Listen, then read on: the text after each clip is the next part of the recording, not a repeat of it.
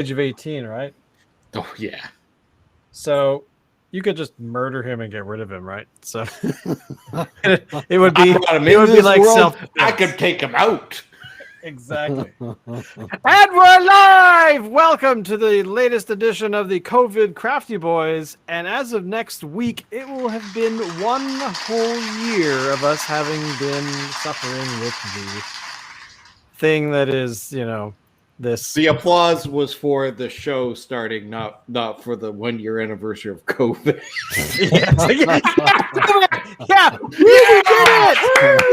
all right. Woo, thank you all so much for coming out and joining us. So anyway, COVID. What else do we talk about lately? It's never Well, let's ending, talk about so. beer. I agree. I think that's definitely something a little more exciting. I'm going to start tonight. I am going to be drinking the Nocturnum Dark IPA from the brewery down the road called Strange Fellows. Oh, nice. A little beer fairy dropped this one off at my front door the other day, completely unprovoked, and I got a little text on my phone that said, "Hey, by the way, you have some orphans at your door." So that's what I'm drinking tonight. I don't think I've ever had it. I might have. I don't remember. But does the beer fairy's name Julian by any chance? No. No. A different beer fairy. Oh, okay. This beer fairy is a person who is a brewer there, and they bring home beer periodically. And apparently, I've made it on the list of drop-offs. So I'm fully up for this. Wow. Can I be your friend? Nice. I don't know. Take a number. Okay, so before I drink this, you intend to go over and drop off beer at Shane's place? Yeah, exactly. That's the rules. It's been established. That's how it is. That is how it's going to be. So let's jump over to the other part of the country named Toronto. What are you drinking, Locke? And it seems like you've got two of the same and then one different one in the middle. We're doing Quebecois Italo Disco here.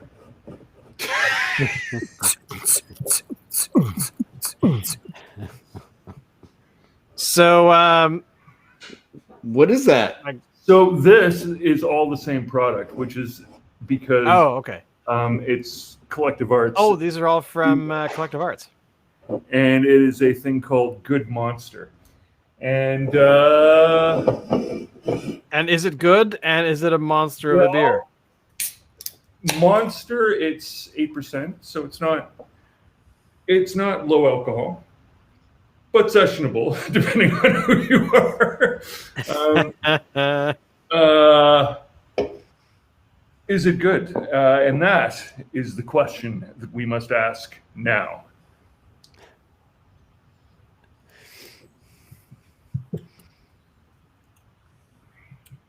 That is a hazy beer. Hazy beer. So, is it good? Peanut Gallery. Yes. Look, it's good. It's what this style of beer is acknowledged as being supposed to taste like.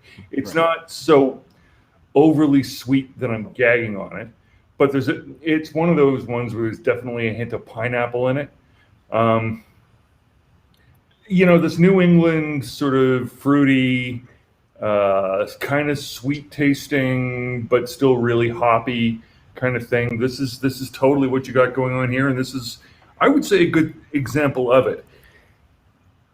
I have to admit, however, that I'm tiring of this particular style. Like, there's a lot of it. Really? At least maybe this is just because I'm in the wrong side of the country, but there it seems to me like there's a lot of breweries doing these hazies, and much as this is a very good one, I would kind of like to see something a little different. Yeah, the hazy IPA thing is kind of, and also the hazy pale ale thing is kind of like it's running its course, right? It's almost like heading into sour territory. where everybody's done it, everybody's tried it, and nobody wants to have it anymore. They're ready for something different. Yeah. That said, as I previously stated, this is a good example, a good monster as this particular monster goes. Right. Let me just check to see. Does it say anything about what's actually in it? Is there any other? What is the It's international probably beer units beer. on that one? It says more about the art than it says about the beer. Yeah. Here we go. Well, Contain the one that I have is wheat and barley. There you go. Okay. Shane, mine says keep it cold. Okay. With the insatiable appetite, the wolf is guilty of devouring livestock and little old ladies, and is believed by some to be able to swallow the sun. People of the old country observe strange rituals to appease its hunger and never leave their houses after dark for fear of being eaten. Maybe we're not all superstitious, but it wouldn't hurt to stay indoors with friends and share a glass of Nocturnum, our robust, dark, hoppy ale brewed to keep evil at bay.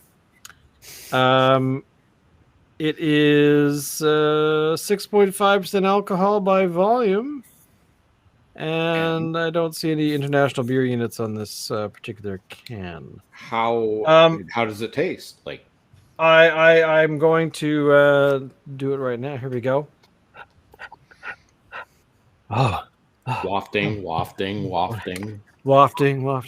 I just stuck my finger up my nose. Yeah, this is dark.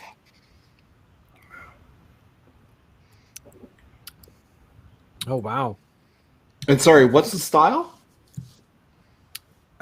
It's a dark IPA. Hmm. I was looking for, it kind of tastes like rye almost, but it doesn't have the ingredients on it, so I'll have to look that up. But it's a very dark, very nutty kind of flavor, so Interesting. I don't know. I feel like it's rye. I'm pretty sure it's not, but I feel like it is. But wow, that's actually good. I enjoyed that. Wow, that's good.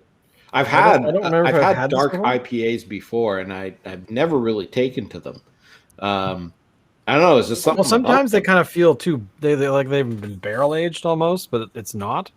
So I don't know. them? Yeah. Let's just quickly go over to Dave. Dave, northern part of the peninsula. What are you drinking? And I think I detected a sugary drink in your hand there. Yes. What is this? A peace tea, Yep. green tea. So The there- Liquid sugar, vert. baby. liquid sugar. Yeah. All right, Although so I'd be we'll make fun of interested you. to know, Oh, they put the calories on here. So now Oh. I'm like, okay, interesting. And I would be interested to know what the calories should be of, like a beer. Same. it varies. Same size can. Depends on the roughly, right? size of Right. Um, the beer. Well, this is basically it's a tall boy, I think. Where's the amounts here? It's probably 500 mils. I'm gonna say 695. 695. So yeah, that's way bigger than a tall can. All right. Well, there you So go. it says on here at the amount of beer, which is this 400? What is this? God. Well, let's put it this Aged. way: those low-cal beers that you see advertised on TV from like Michelob or whatever, they come in like what 300 and some odd mil bottles, and I think it's about they advertise at 90 calories per bottle. So, Yeah, I think A the average regular- beer like this is about 300 calories per 473. Whew. It varies depending on what's in it, of course. Yeah. Yeah, of course.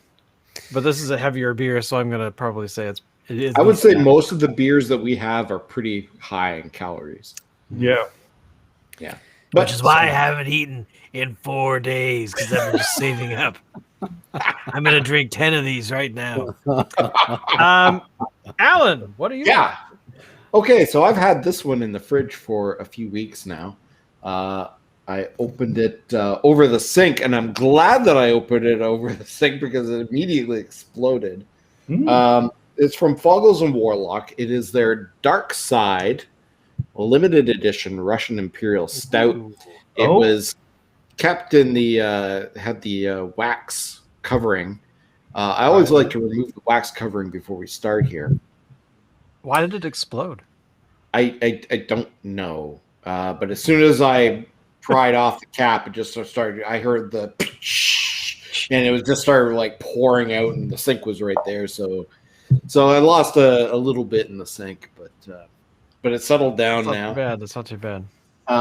This is what came out. Actually, the head has died a little bit, but it was quite frothy and very thick. A lot of lacing going on here. It feels very, very thick. Aroma is very sweet, like you would expect. The flavor, however, isn't as bold as I would have thought. It's a good beer. I was just expecting something with a little bit more mouthfeel than what I'm getting. And I'm a little bit disappointed by that, especially for how much it cost. It's not barrel aged by any stretch. So, I mean, it would be unreasonable to expect that kind of flavor profile. But at the same time, it feels like it's missing something. Well, as long as it tastes okay. It tastes like I'm not going to throw it out. Let's put it this way. I'm keeping this beer. Now, this is a 2019 edition, which I just bought a few weeks ago. So it clocks in at 9.5%, or pardon me, 9.9%, and has in it water, barley, malt, oats, hops, and yeast. And again, that's part of their limited series. So anyway, if you can pick it up. Where did you what did it run, sorry? I want to say about $10. Yeah, it seems to be that's kind of the average for if it's got wax, beers. if it's got wax on the top of it, expect to pay about $10 or more. Right. What we're enjoying our beer. We are. It's a relaxed Wednesday evening. What the hell is going on? Oh, by the way, actually, first off, before we do anything else, we completely, since we didn't have a show last week, it was more appropriate to the timing. But to Alan's birthday, which was like almost 3 weeks ago, just roughly.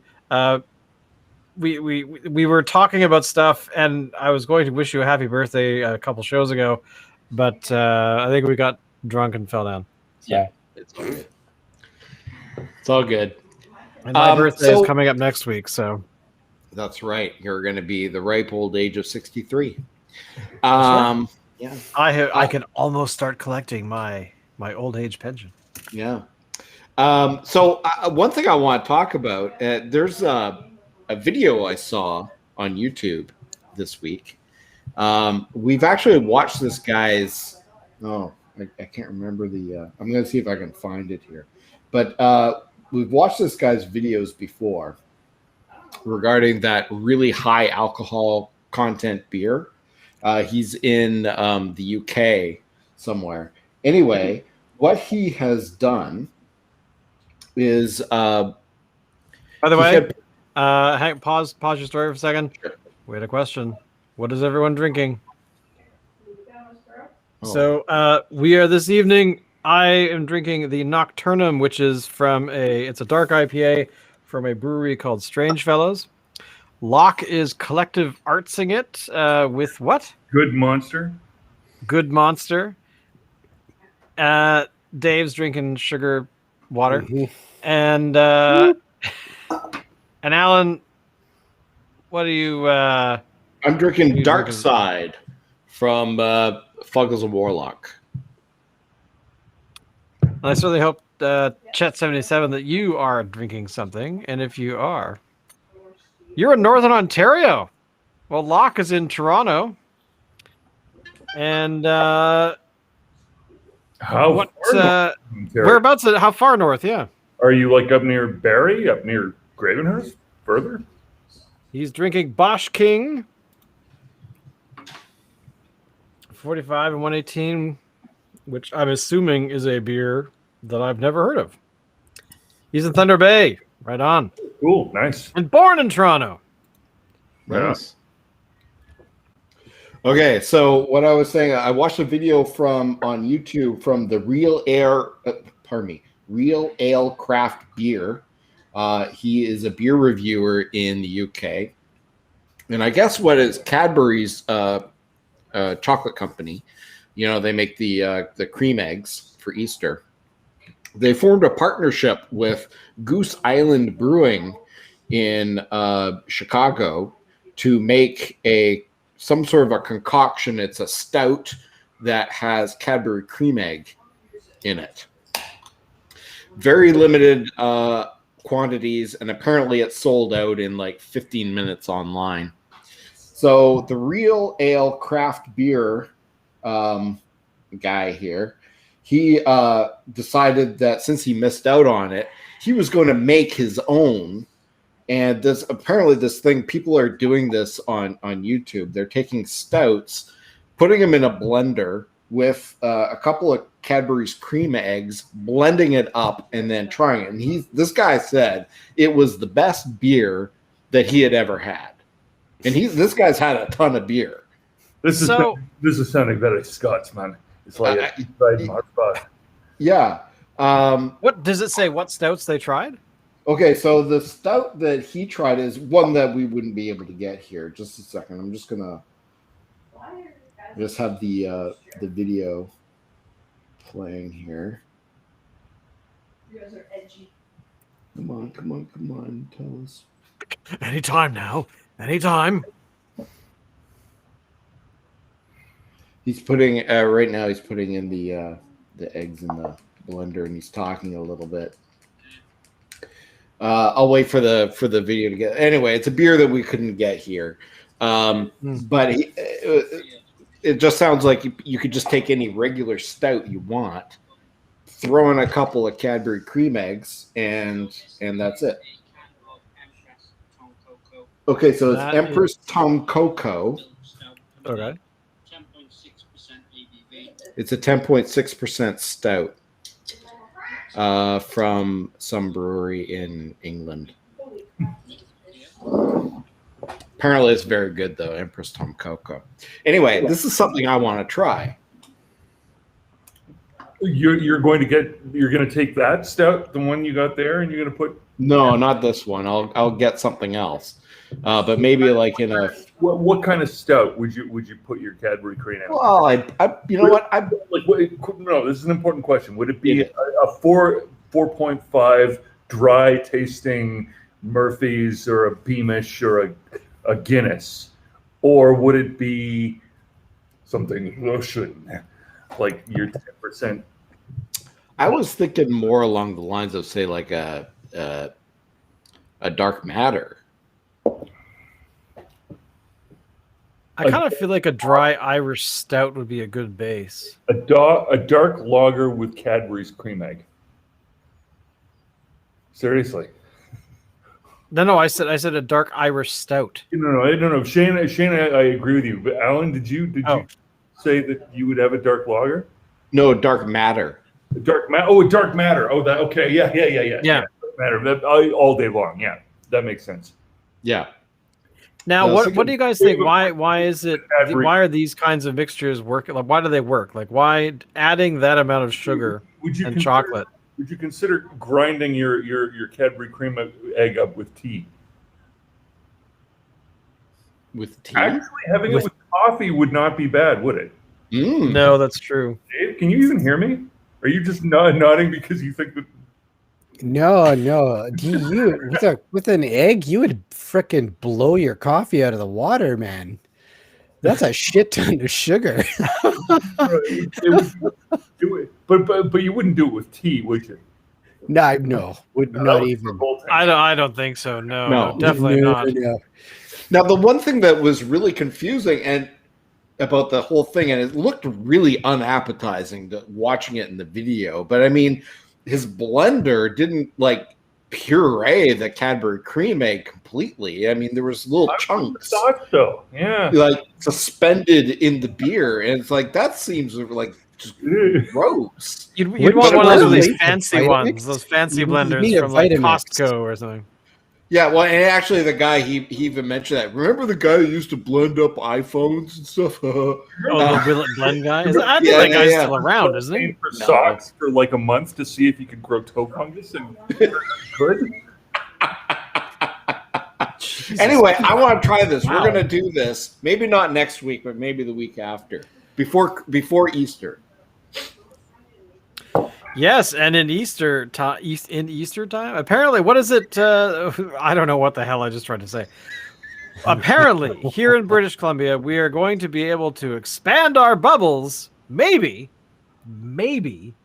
for Easter, where you could potentially visit family and these kinds of things. Oh, really? Now, but in Texas, they've basically said now that all restrictions are done. We've beat the virus. That's Texas. I'm very interested to see what happens down there. But what are the restrictions in Toronto still right now, Locke? Toronto is still pretty much everybody's staying home. It's masks are everywhere. You don't go into a shop unless you've got one. I think most shops are still closed. I don't think anybody's doing anything other than delivery. Like, you can't go to a Staples unless you drive to the sort of outer. You'd be past the 401 if you wanted to use a Staples. Nowhere in the GTA is really open for business right now. Yeah, I mean, I think it's fairly prudent. Like as it goes. I don't really have a lot to complain about. The weather's finally turned here. Like it was 20 below up in Gravenhurst 2 days ago. Right. But like today in Toronto, it was something above. Like, you wouldn't want to wear a jacket; it'd be too warm. Yeah, it hasn't been too bad here. I mean, it's weather-wise anyway. It's definitely it's been nice to go outside and not feel like you're freezing. But I mean, compared to Toronto, where it drops way lower than here. But again, it is with the whole restriction thing. Actually, hey, Locke, do you remember the Rio Theater in Vancouver? Remember the Rio Theater? I know that you and I have been there before, for a few things over the years, but did I mention that they changed their the name of the Rio? Like, instead of the Rio Theater, it's called the Rio Cabaret or Pub or something. So basically, they turned the theater into like a bar, just so that they could. It's been a sort of partly a bar for a long time. As long as they keep... well, no, because the reason, the reason for it is that because theaters here are still closed, you can't go see a movie. Oh, right. They changed from a theater to a bar, and because so they can open again. Exactly. Why would it be wrong to go to a bar in a pandemic? Obviously, theater bad, but a bar, come on. Exactly. Which is really weird because the I don't know, Alan. You work in healthcare. What's the latest on the street, man? What's the latest? Well, my coworkers are starting to get vaccinated now. I've got several coworkers who've had their first shot this week. I'm waiting for my call. I expect to be vaccinated within the next week or so. And that's about it. I guess we wait a few months before we get our second one, but Well, no, that's cool because I mean, you work in healthcare, so you're always encountering people that might be a good idea for you to be vaccinated. You are definitionally one of the people who needs to. Well, here's the thing. The frontline Okay, workers. here's the thing. I'm considered to be a frontline worker, but am I really? The only contact I have with patients is on the phone. Oh shit! Really? Yeah. Yeah, I have no face-to-face. Like, I work in the building, and I guess I can pass them in the hallway. But other than that, Ellen, the building you work in, is it a hospital? It's a clinic. Okay, well, all right. So on the grounds of There you a go. hospital. So yeah. Now I mean, you working in a hospital or beside a hospital or a clinic. What about your family though? Does that mean you get vaccinated, but the rest of your family don't? Yeah. They have to wait. They like got everybody else? to wait their turn.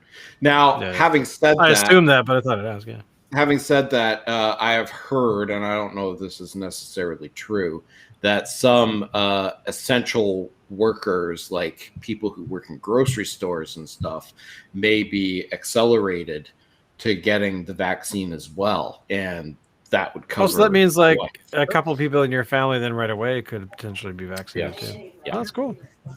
Well, I have to wait all the way until July, I think would be. Although I understand in BC, and I haven't. I only just saw this slightly a few hours ago, in passing. Was the 85? Is it 85 and over has actually been moved up a couple weeks? Yeah. So now, which means that potentially, maybe we might get vaccinated before July.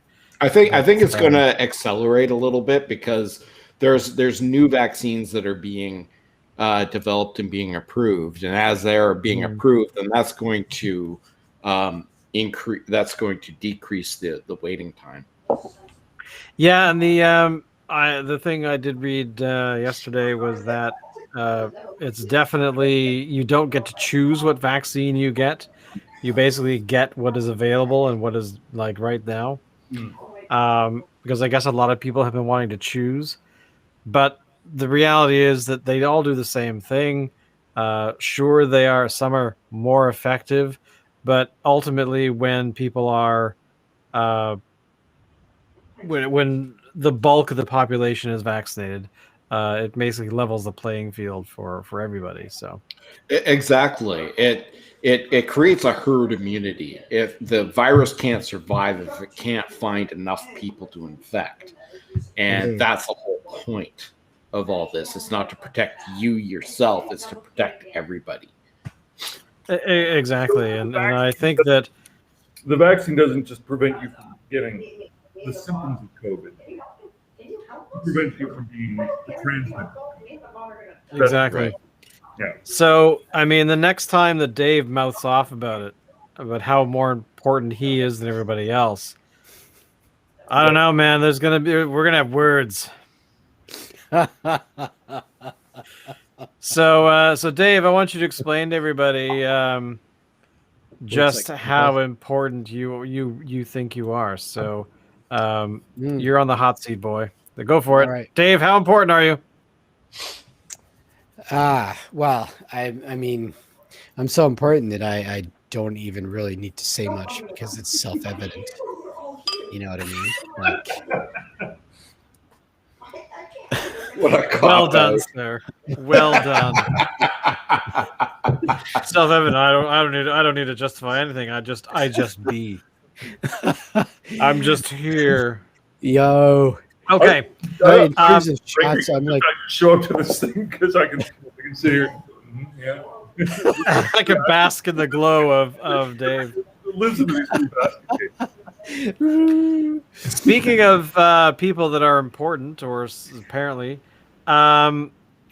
this past week we had Prince Harry and his wife Meghan Markle. This is Markle. I heard that there was somebody made a comment about their child, and it was some kind of racial comment. And all I can say is it is unfair to blame a child for being born a Hun.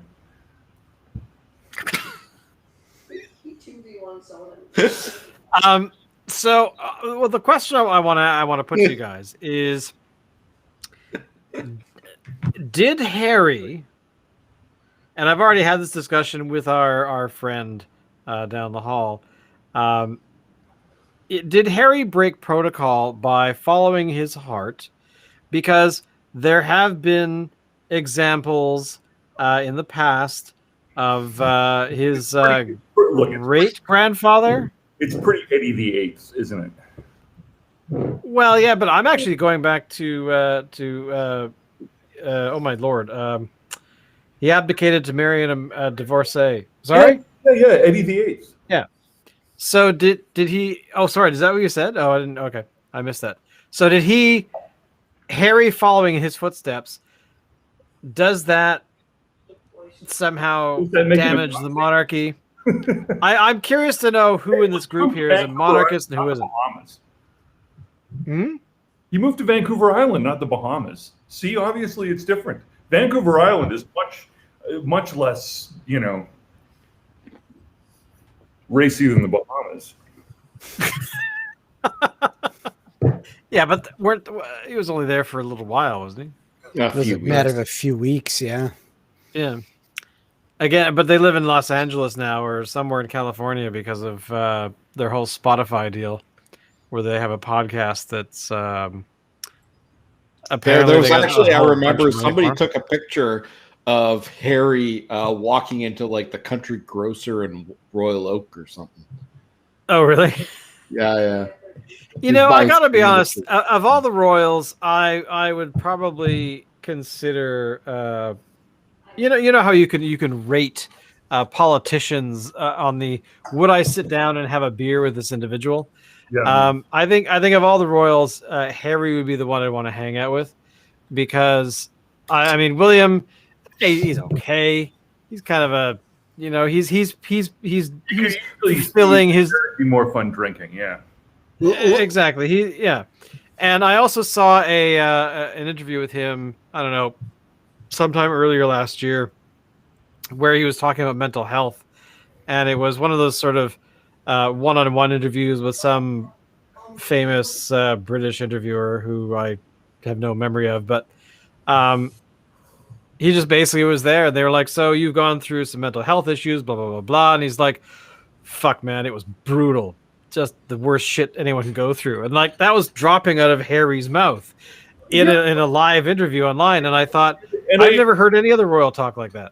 Look, I agree that is what they go through, and if you are a reader of history as I am, you see plenty of examples of being put through that kind of rigor. Does that mean that I think that the system is wrong? No, actually, I think that kind of responsibility needs to be placed on somebody's shoulders. Somebody in particular, not everybody's, somebody's. Yeah. I'm a monarchist. I agree with the principle of that thing. Is it a horrible thing to do to somebody's life? Yeah. And that's the point. Is that this is everybody looks at it like, oh well, it's a golden parachute. No, it's not. It's golden handcuffs. Yeah, exactly. I kind of agree. And a golden gun in your head, like, and it's not pretty, but it's necessary. That's my. So why is it necessary for people that would want to know why is that necessary? Well, yes, I want to know. Because functionally, an elected head of state has a conflict of interest with also being the head of either a political party or the process of election, which is inherently populist, or the process of appointment, which is political in another way. You can't just appoint these people. You can't elect them. They need to be born as stuck with this role. It's a burden. It's hell. It's torture. But you can't let somebody choose to be that, because that automatically disqualifies them from having that kind of power, or at least influence. The whole point of that is to have a stabilizing factor that isn't something selected by many. It's something this is just what we're stuck with. but it's got to be alive. It can't be a paper document because that's static and doesn't move with the kind of, well, first of all, attention to an actual lived life and any sense of morality. You can't apply morality to static paper documents. They don't have a conscience because they don't have an endocrine system. There is no sense in which they feel emotion, understand. You can't look at somebody else's life and say, yep, that's a life that will be lost to save those ones, if you don't have an idea of what it means to live. And that's why you need to have some kind of conscience, a Jiminy Cricket, if you like, that plays, if not the definitive role anymore, but nonetheless a pivotal one in the way we conduct ourselves as a society. So maybe this is too big. I'm drunk, you mind, yeah? So maybe this is too big of a topic for this little show here in the right, limited amount of time that we have. Switch it up there, Alan. Switch it up. But okay, I'm not a monarchist. I really don't care about the monarchy. I'm embarrassed that I even know who Harry and Meghan Markle are. Like if I'm in the grocery store and I see People magazine and there's somebody's picture on the cover, I'm like, who the hell is that? I don't know who they are and I don't care. But if I see like Harry's picture or Meghan Markle, I know who they are. Why do I know who they are? Why do I care? I don't care. Skin of the game. Okay. You live in Canada. Okay, so Locke, why is this family the monarchy?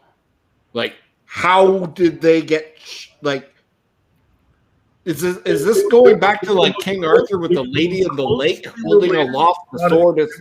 They were the most closely related Protestant Germans to the Scots that inherited the throne. That's why. Right. But that's the answer. So how if I You're wanted about to be schooled, boy. if I wanted to be king of England, I just have to bump off the entire royal family in order to do it, right? Well, no. Because it doesn't stop at the royals. Then it'd be the minor nobility and so on and so forth. Like you know, I gotta go through all them too. The real horrific. Wait, let me write this all down. What should be most appalling to you, Alan, is that you have no solid guarantee that you aren't actually legitimate royalty. Because the problem is, for centuries, millennia, in fact, they were the most prolific fuckers on the planet. If they wanted to get laid, they got laid. This is before condoms, before birth control. That we're all related to royalty. That's the miserable truth. You're as highborn as everybody else. The problem is we need to pick one because otherwise we're just going to fight over it. Okay, I'm going to load up ancestry.ca. Hang on. Let me just figure this out now. Look at even a genetics test isn't going to be good enough to determine for sure that you're not the best. Well, I know for a fact that I'm not. Okay, because my dad emigrated from Scotland in 1944. Our last name is Ford. Yeah. And my dad always said that we were just suspicious that you're a Scot, because that would suggest that you probably might have had some potentially relational thing with the Stuarts. Well, see, my dad kind of thought that we were maybe Swedes that went on a boat and got shipwrecked. Oh shit! You could be Swedish royalty, and the Swedes. Don't forget, back then Denmark was part of Sweden, and so Anne of Denmark married a Scot. Could be. Yeah, maybe the Nigerian prince that's been emailing me is actually real. Oh, get on that, Alan. Maybe I need to respond. I'm gonna do that right now.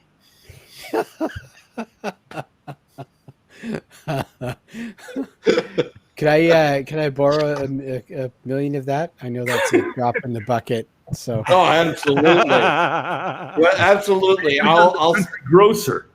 I'll summon my chariot. Yes, quickly now. I'll shower I the need another millions foot on you button. in gold coins. Hey, speaking of monarchy and things like that, and the aristocracy, it has been confirmed that we're going to get another Downton Abbey movie, Locke. So there you are. Yeah, there we go. I'm very excited by that one. Downton Abbey is one of my faves. Oh, But, man, I can't stand that show. Oh my god. I never tried it, but I know. I mean, everybody knows. Oh, the you name of that totally show. should. You totally should. It's freaking huge, and I couldn't really figure out why. So, okay, Shane, you're like Mr. Scripts a lot, TV, movies. What Is that a rapper? Mr. Scripts a lot? Yeah, Sir Scripts Yes, a lot. pardon me. Let me make it rain. Continue. So what's Sorry, your continue. take? What's your take on that? What grabbed you about that show? Well, I think the appeal for shows like that is because you have two layers of society working in close proximity. I think. I mean, that to me. I mean, I watched a bit. I mean, I was a bit young for it at the time, but I watched some of Upstairs Downstairs back in the day. But and I remember enjoying it. And then Downton Abbey came out, and I think the first thing to draw you in is the fact that you have these, this aristocratic family, and you have the people that work for them in the same house, kind of thing. But it's actually more than that. It's really about a fine balance between storytelling that's decent and melodrama. So you have that, it's not so far where it's like a daytime soap, because that's like far into the whole melodrama style of writing, where this tries to be far more, I guess, realistic. In a lot of ways, not every way, but in how a lot of the behavior works. So, because there are some things that the characters do based on class, and I think for, sorry, go ahead, Locke. Because Locke, by the way, is also a fan. So. What I think is interesting about the way, I mean, you're correct about everything that you just said there, and the reason I interrupted when I did is the relationship between the classes isn't always what you think. And this is what troubles North American mentalities, is that they think that money equates to status, and that's not how it works. And that's not how it works in North America either. But they've been told that that's how it works enough times that they go around acting as though they can blame it all on how much money they make. And that's not really true. It's the dance of power doesn't play according to those rules, and that's why Upstairs Downstairs became a format that people fell in love with in the late 1800s, early 1900s. Before that, there was stuff like the Cherry Orchard by Chekhov, and like stuff like Moliere, right? Or for that matter, the Restoration comedies. This is something that people at a street level have understood for a very long time, and yet right now people are really, really confused about it at a time where there is more information available than ever before, and that's why I think it's kind of becoming again sort of relevant to look at stuff like that. Is you start to think, well, okay, people have this assumption that if you're born into this circumstance, that you get to have your say, but that's not actually true. You have to pay attention to what the people below you and above you are doing, because the people below you can just as easily have blackmailable leverage as the people above you can have authority. There's a lot more to that dance than people, if they're just looking at it in the terms that everything that's driving our society right now, which is eyeballs, which is advertising, which is political campaigns, which is lefty righty tennis court crap that we've done for the last 250, maybe just about 300 years, and maybe we need to start to grow out of. Just a thought. Well, I mean, yeah, I mean, you could make the argument as well that celebrity for the Hollywood types, ever since Hollywood became a thing. You have, or that you've just lost power. Well, exactly, right? Like they are put into. I mean, it's all of that in this day and age. The whole being thrown into a fish bubble where a fish bubble, a fish tank, a fish bowl. Thank you, where everyone can see your dirty laundry. Where back then, I'm going to throw a the few same was true. bubbles into the world later, but for now, nice. So I mean, ultimately, I think the at the very base of why the show works, it's like any show that actually works. There's two shows that really attract me as a viewer. Shows like Schitt's Creek, shows like I don't know, Law and Order, or one of those shows that are.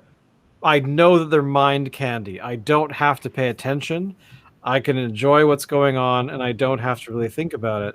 Where on the other side of the coin, you have shows like Downton Abbey, shows actually arguably like Firefly that are trying to deal with issues of class. I mean, even in Firefly, you had the elites who were the refined upper class alliance, and then you had the people living as they call it on the rim, where they were basically all had the attitude that regardless of where you are in the universe, the world is still going to turn, or whatever world you're on is still going to turn, and it's not going to really matter. You're going to always know where you belong, or where you are told to belong.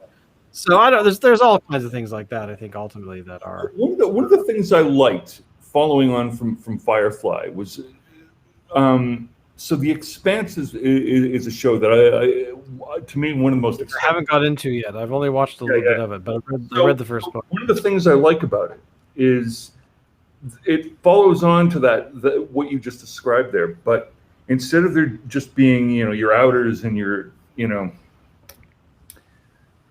sort of a fight between two different types, right? You got to fight between three. And this is the thing. I think there's something to there being more than two that's necessary in order to have a dynamic worth pursuing. If it's just two, you're going to war, and that's the end of it. It's too easy to look at the other side as us and them, or good and evil, or any black and white, any of those sort of binaries. It's too tempting, and it's destructive. The other thing that it lacks, those are the problems that it has, but the benefit that it lacks is the potential for there to be an intermediary. Because in order for there to be an intermediary, it actually needs to be different than either of the two that are in dispute, right?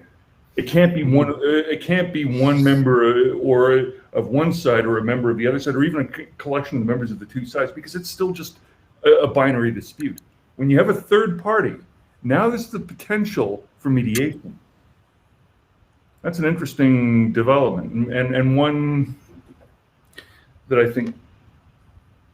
I see. I can see what you're talking about, because if you look at the Canadian political system and the American political system, the way it is at the moment,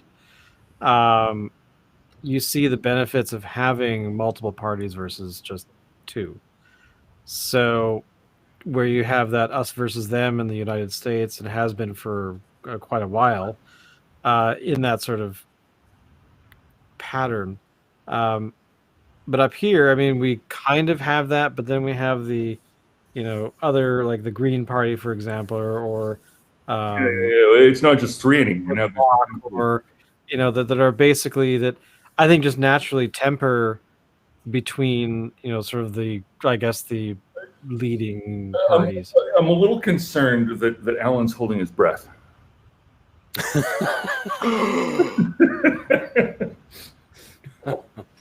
Let's wait. We have time, Alan. Let's see how long you can make it. Would you like to respond? Okay, I'll hold my breath here. You guys count. No. Well, okay, that's a response. You can respond that way if you want. 1 elephant, 2 Mississippi, 4 boobies.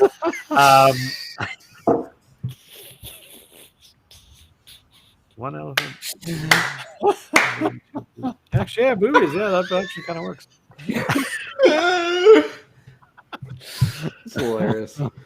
I don't know. Well, I mean, it's a pretty deep topic, as Alan was pointing out earlier for this little show. But Yeah. Dave, what is your thought? Like, are you have what we said? Would that encourage you to go and see, to go and watch Downton Abbey? Second Downton Abbey movie when you're not a fan of the show and you haven't seen the first movie? I am interested. I wouldn't watch the new Downton Abbey movie. I'm sure, sans history, you'd just be floating. So be kind of You'd want to start at the beginning. And I know that a lot of stuff you need the history. I actually heard people say, and some people bitch about this, that they liked like Magnum PI, right? You don't need the history. You could just pick up an episode of Magnum. No, that's true. Doesn't matter. It all makes sense because it's all encapsulated nicely in that 45 minutes, and bang, you're good to go. But nowadays, Yeah, it really wasn't. Hmm? Oh, I was just gonna say it really wasn't until like the when around 2000 where shows started to go serial again. Where I would say it happened with like the new Battlestar Galactica. Ooh. That's New true. Battlestar. I mean, yeah. I think it started before that, but not too far before that. Maybe Stargate. 5 years. Okay. So well, what about Buffy? When did Buffy start? okay, I'm gonna go with my threes again. Threes time. I would say 98, second season. Three.